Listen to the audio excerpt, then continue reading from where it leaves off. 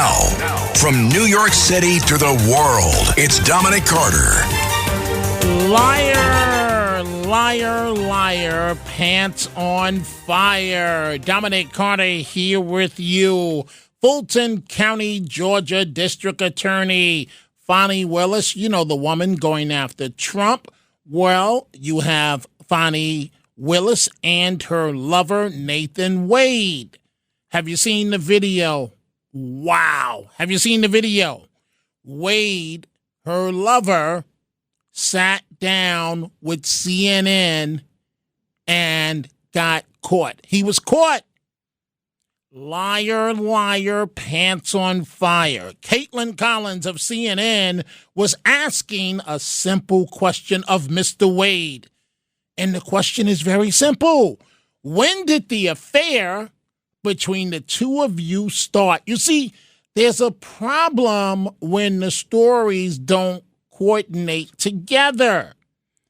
And Mr. Wade got so tripped up, his advisor stopped the interview in the middle of it to consult with Nathan Wade. You know, the district attorney's boo. I want you to listen to this and listen carefully. You're going to hear Wade say, I'm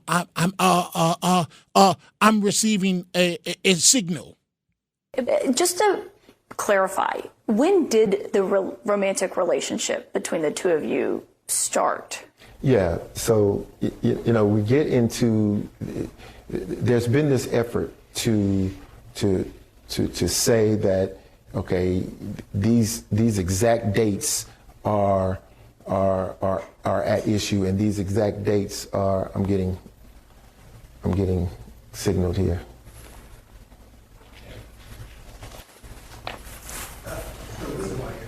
No, then we Yeah, take it.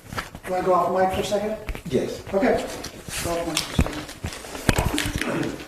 Keep rolling? Yeah, keep rolling. Don't stop down there. But CNN got him.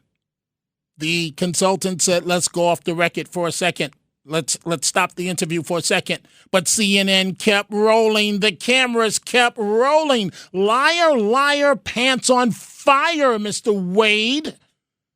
Fani Willis's boo. So what we see is he gets up after saying that he's getting a signal off camera, right? Now, Mr. Wade, if you're going to be in the media business, you have to be smoother than that. You have to be able to keep going with the script no matter what.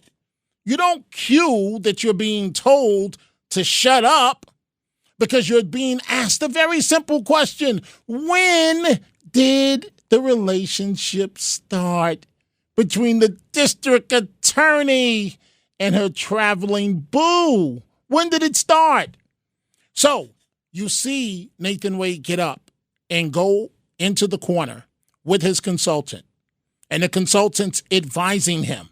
And then Wade comes back, sits down, and Caitlin Collins looks at him and says, is everything all right? Everything okay? Yeah. Just to revisit the question, it was to clarify when the romantic relationship started and when it ended.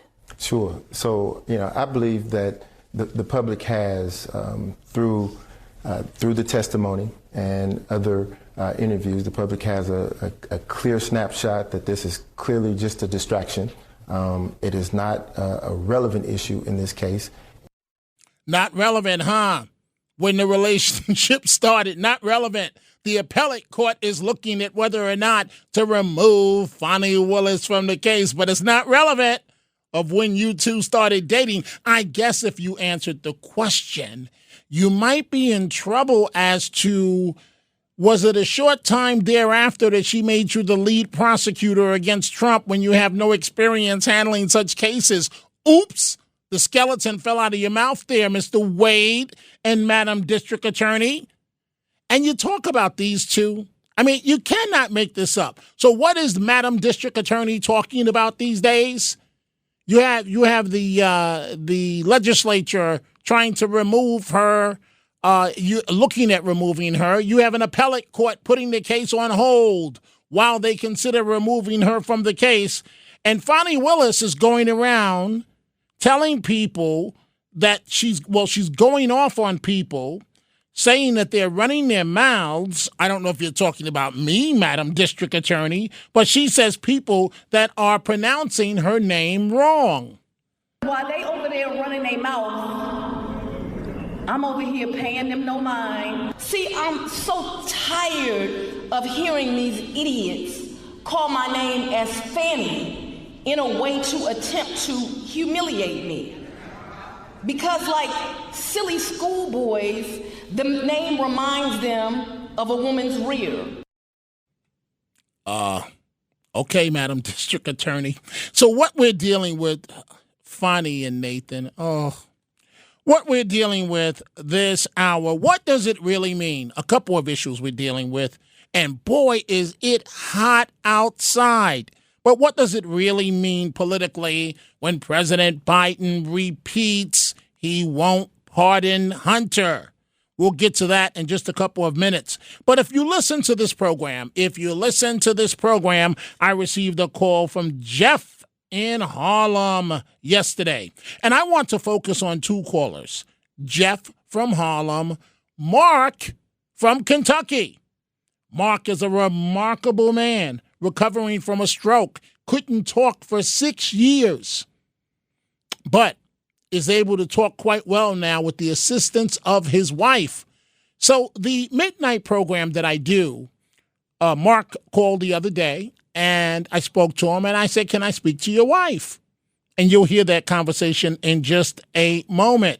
But Jeff in Harlem, here's a little snippet of him attempting to give me the riot act. Jeff in Harlem says Caitlin Clark should not be on the Olympic team. Explain it, Jeff. Yo, she should not be on the team. She's a good player. She's just decent, really overrated.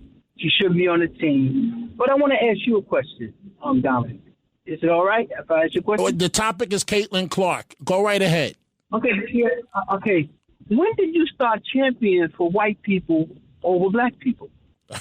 Like, are you black or you want to be white? Like, you really want to be white? Because I listen to you every day, and I just can't get over what you're doing. Okay, you're laughing at yourself. You're not laughing at me. No, I'm not. Okay, so to the Jeffs of the world, it's not just Jeff. And as I said last night on the nighttime program, I give him a pass because he's a confused young man. I really don't think that he means any harm. He's just lost, as many people are. But to the Jeffs of the world that you want to attack me, I want you to explain this for me. Explain this one, Jeffs of the world, and that's plural. Teens twerk on a cop car, one shot in Long Beach, Long Island. Unruly crowd causes chaos during senior skip day. Explain that one to me, Jeffs of the world. And they all look just like you and me, Jeff. Explain that one. So chilling video captures a shooting during a wild Long Island senior skip day as unruly kids take over the beach.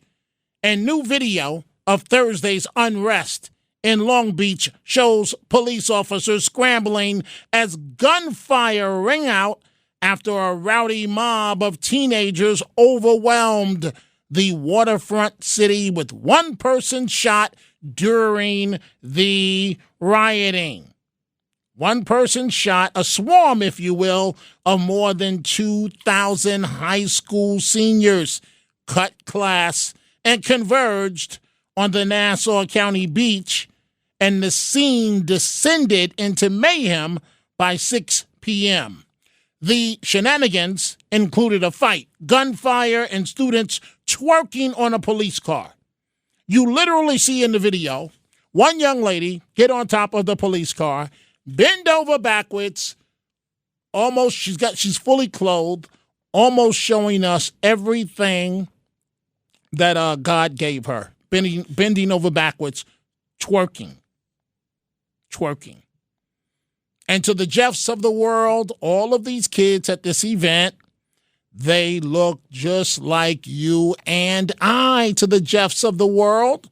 Don't call me out. Call them out. Call them out. Oh, no. But the dysfunctional behavior is okay. And I'm supposed to champion it. Not going to happen. Now, Mark in Kentucky. Folks, never give up on life. Mark from Kentucky, one of our callers. Mark, and we're going to get to Biden in just a minute. Mark is a remarkable man. Recovering from a stroke, he used to be a car auctioneer. His wife stating he made a lot of money, but he had a stroke and could not talk for 6 years. And he credits his wife, a school teacher, with nursing him all the way back to his health. And these days, he's able to communicate. And he calls the midnight show that I do, and he gives his opinions on the issues of the day. And this week, I spoke with Mark. It seems before you go that your health is after having that stroke is 1,000% better, and I'm so happy for you. What do you attribute that to? For 6 years, I couldn't talk for 6 years. If it wasn't for I used to be an auctioneer, ranked fourth in the world, and my wife and my kids helped me tremendously. Never give up. Never give up. Anything in life is possible. So I asked Mark live to speak to his wife because I wanted to hear from this woman that has done so much to save her husband's life, and she is a school teacher, and here is part of that conversation. So you couldn't talk for 6 years? Yes, sir. 6 years. That's got to be terribly frustrating, correct? The doctor said to my wife that I will never speak again, and she's next to me right now. Said I will never speak again. Well, tell your wife she's a rock star. Hey, Mark, can I speak to your wife for a second? Yes, you can. Okay, thank you. Hello, Dominic Carter. How are you? Hello, I'm fine. Your husband always praises you, always. And he gives you enormous credit with saving his life. How tough was this struggle to you? And to people that are listening, going through something right now, what do you say to them? Well, a lot of what we went through, it was very difficult. And I'm just a school teacher. And my husband was the one making all the money. He was an automobile auctioneer and doing very well. And he had this stroke and 5 bypasses, and a lot of ours came from faith. And I just knew someday that he would be better. And granted, he's not what he used to be as far as his speech, but he loves talking to you, and I appreciate you being so kind to him too. Well, I'm so thankful for you. I consider you straight up a hero, straight up and down a hero. And I note with great interest. Oh, I do know. You just said I'm just a school teacher. No, you're not just a school teacher. You're saving lives, and you saved your husband's life. How tough was the experience? How does one get the strength to deal with something like this? I don't know. It's just how I'm built, I guess. I come from a long line of very strong women, and my dad my mom gave my dad a kidney. They were the first husband and wife in the United States ever. And I consider my mom just one of the strongest women that I know. And so I guess I get it from her. So a remarkable couple, Mark in Kentucky and his wife. And folks, we are going to take a break, but you want to stay with us. We're going to start with your telephone calls on the other side, 800-848-9222. President Biden, the situation as it relates to the conviction this week of his son. And of course, you want to stay with us the entire program. Coming up in the Tunnel to Towers segment, Curtis Sliwa, God only knows what he may say. This is Dominic Carter.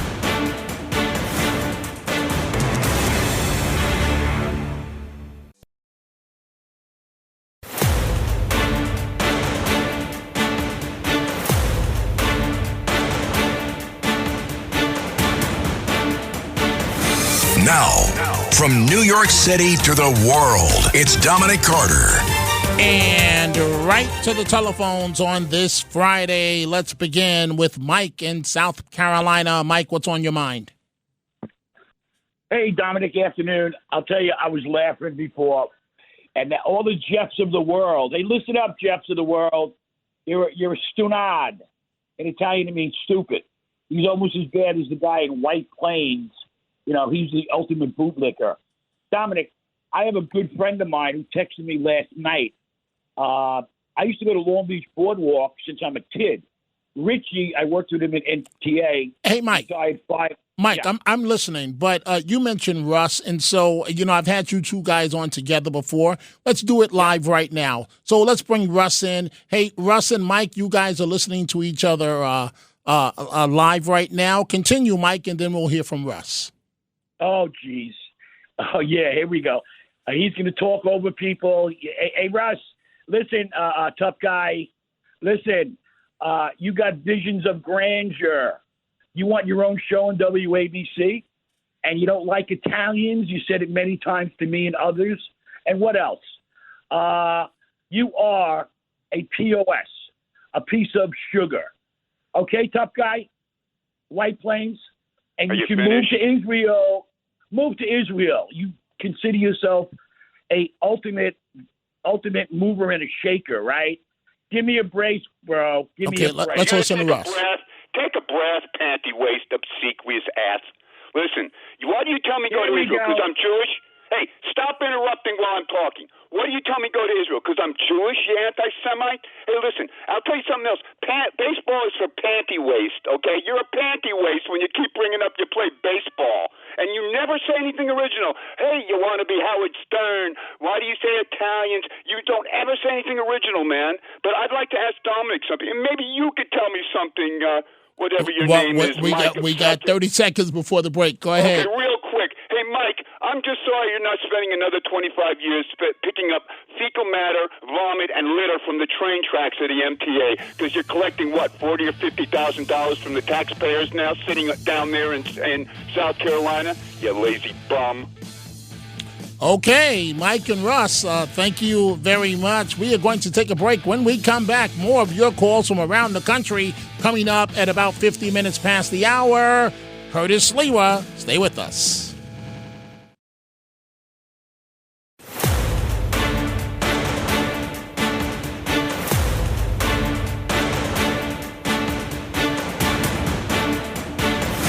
Now, from New York City to the world, it's Dominic Carter.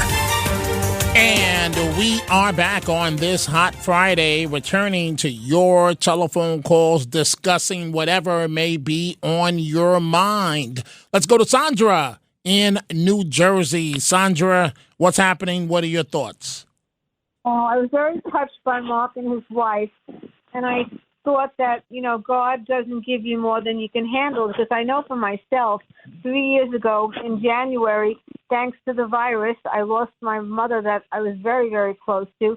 And then the next month, my husband gets a liver transplant, and, usually the hospital stay is 7 days. Everything that can go wrong went wrong with my husband. He was there for 2.5 months. I never missed a day. I took those visitors pass signs, and I would save them. And when he came home 2.5 months later, I had a big thing on my door with all those visitor passes to show him how long he was away. And then in June, my lovely daughter got sick. Now, thank God, my husband is doing very well, and thank God my daughter is doing well. But in 6 months, I had a lot to handle, and I handled it. Again, God doesn't give you more than you can handle. And I always believe in one day at a time, and I always say the serenity prayer. And that's how I got by, and I commend Mark's wife. And I come from strong women, too, in my family.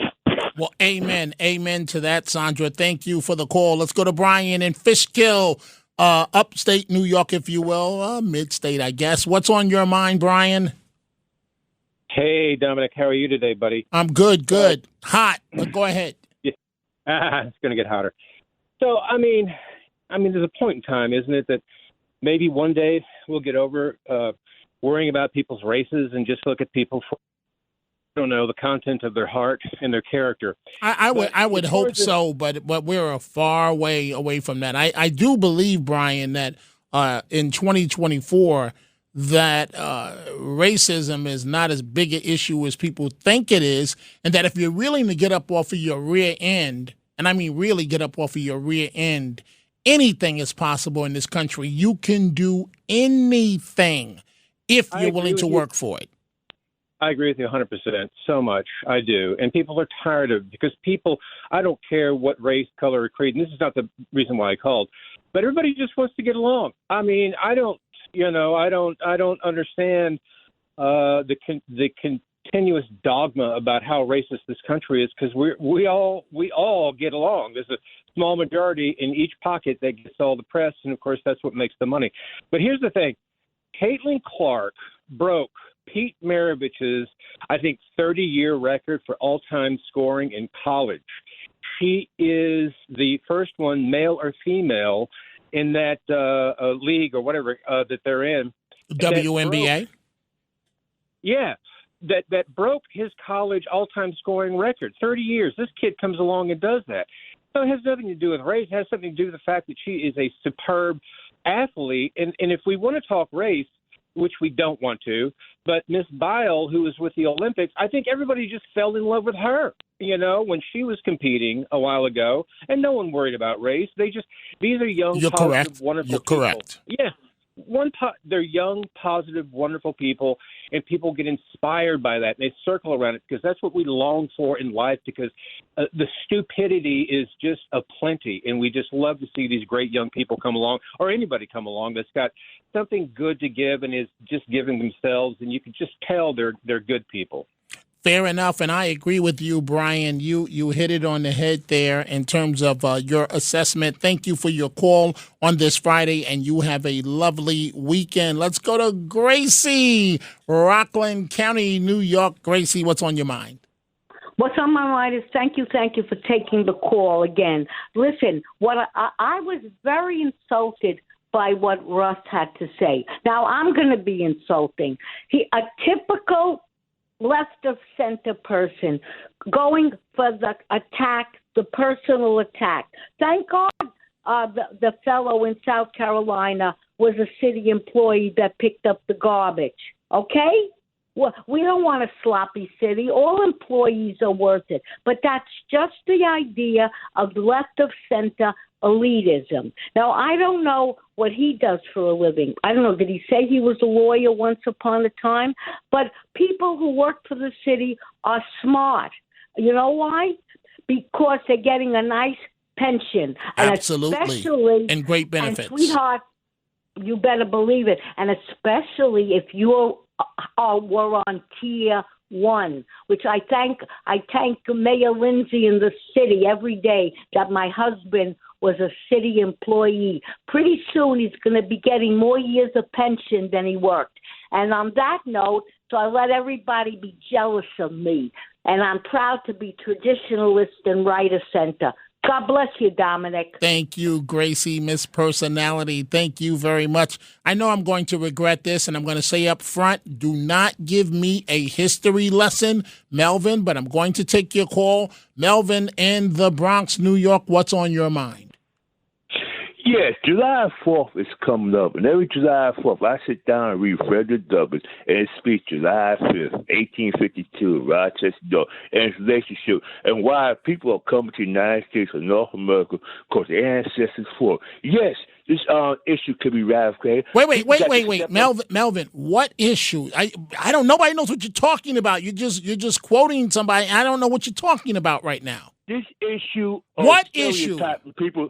This issue of stereotyping people by the pigmentation of their skin, all that could be eradicated, and people step up to the plate and say, yes, we are all human beings here. We all need to work together and deal with each other on the content of character and what you are bringing positive to the plate. But unfortunately, due to an educational system that has developed a value, and the media, which plays a large play in this glamorization of negativity and so forth, we have a long road to travel.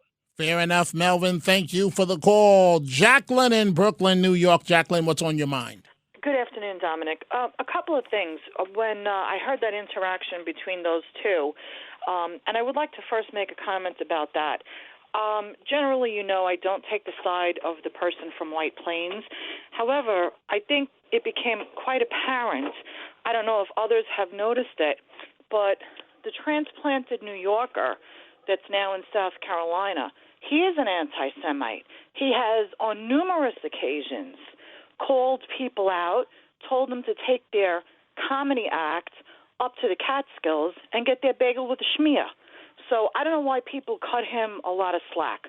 But the real reason for my call, Dominic, I wanted to ask you, as a journalist, the story about the young kids, the 13-year-old kids in Casino Park, the young lady, it was reported that she was raped, and then other reports that she was sexually attacked.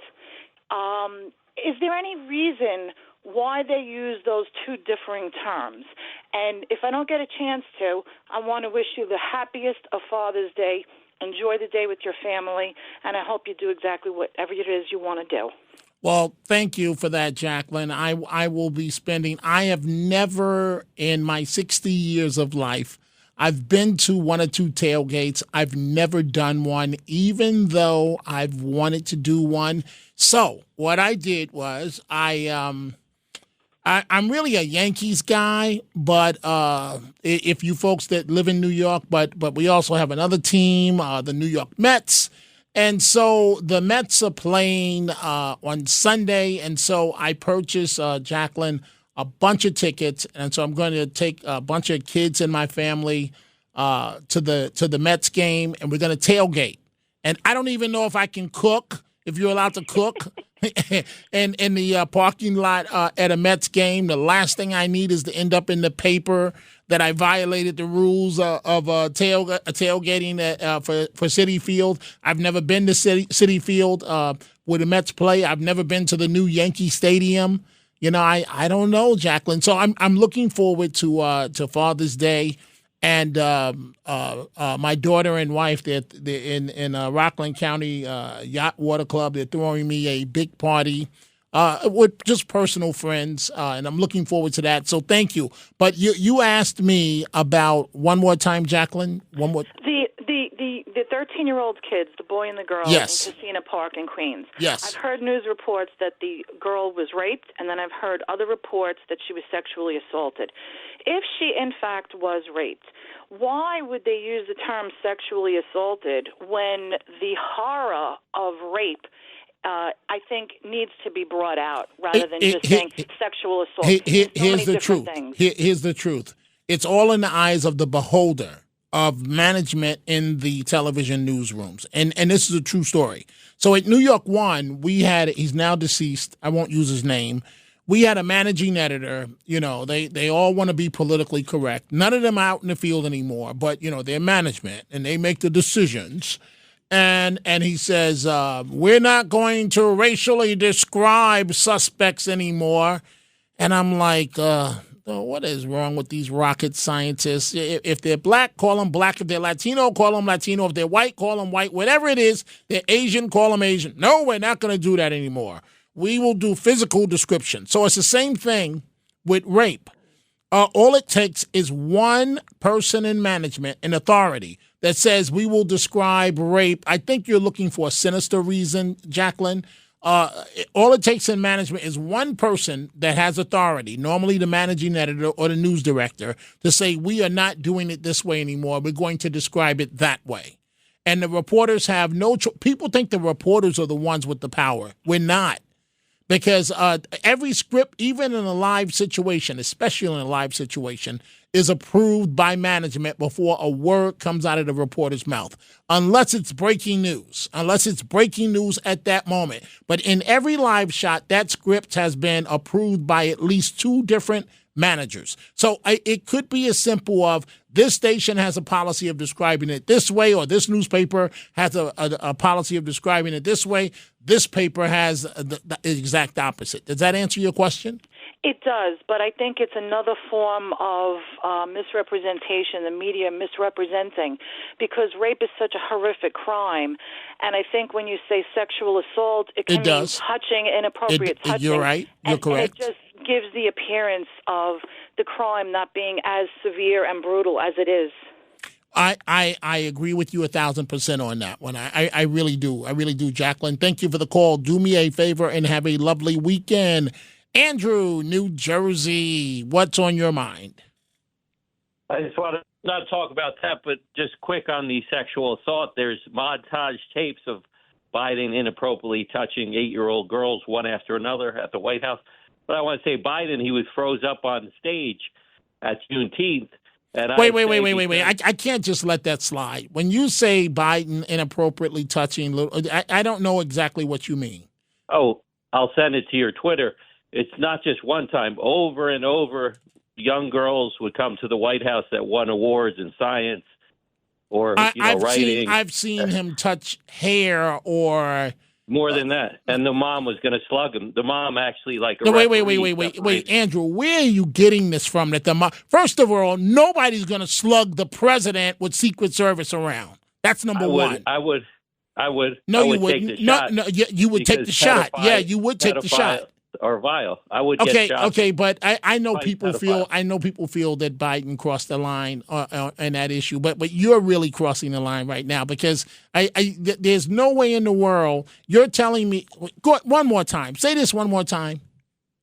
The mom over and over, and the mom actually went in between Biden and the little girl that he was groping, and she. Okay, where are you getting this from? I have not heard this story. Just Google the videos. It's no. No. Tapes can be edited. What news organization, reputable news organization, reported it the way that you just said? Summit.news reported it that way, and I saw it, Paul Joseph Watson, and I saw it with my own eyes. It's on video.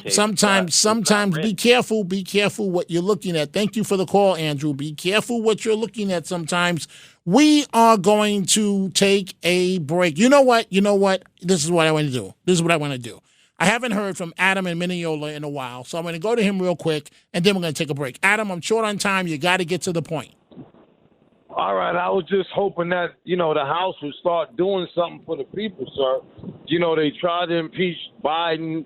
They did that with the Homeland Security. Now they try to do something to Garland. 3 failures. What are they going to do for the people? That's what I was trying to say, sir. Thank you. They're representing the people, Adam. It's all in the eyes of the beholder. It's called accountability. I thought you had something there, Adam. I am going to take a break. When we come back, he's going to join me, Curtis Lewa, Guardian Angel. No one controls him. We'll see what he has to say on this hot Friday. This is Dominic Carter.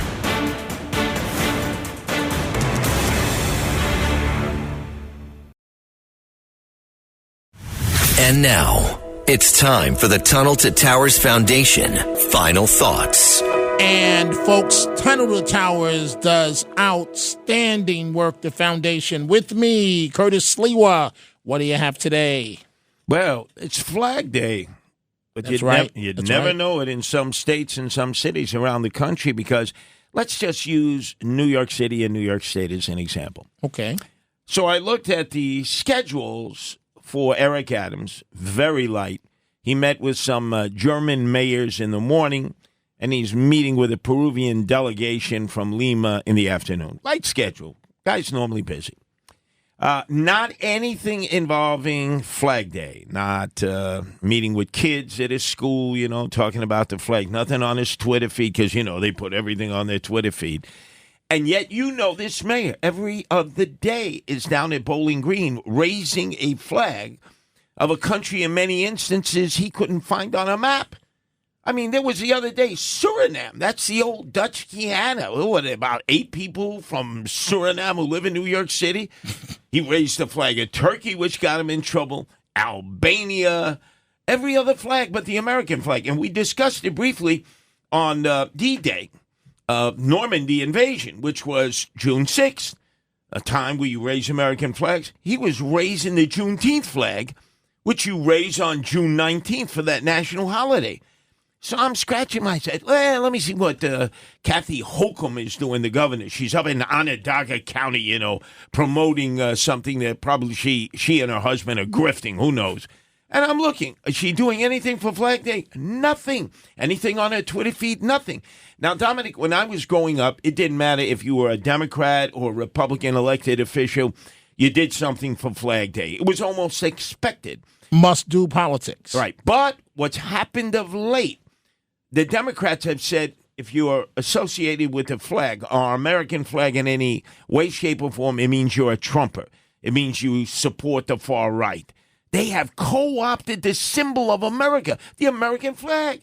How could you not be doing something on Flag Day? Like, for example, last night I'm supporting this first-generation immigrant Chinese Yatin Chu running against Toby Ann Stavitsky, who, when she first ran for state senate, I think FDR was governor and there were only 48 stars on the flag.